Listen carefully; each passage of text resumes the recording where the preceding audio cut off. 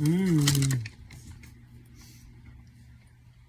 have here the Crepini Zero Net Carbs Egg White Wraps. So basically each one is 8 calories. It is keto and paleo friendly, gluten-free, grain-free, which is really nice.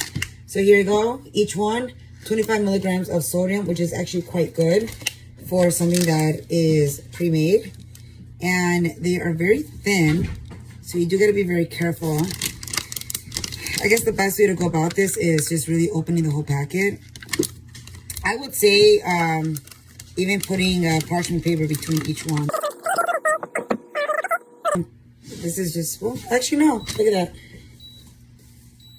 It's quite sturdy.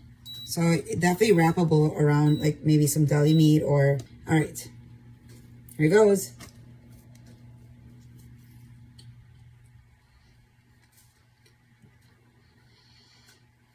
It tastes like a pancake.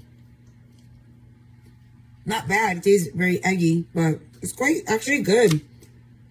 Very a really good vehicle for like a sandwich. Want to go low carb. Recommend it.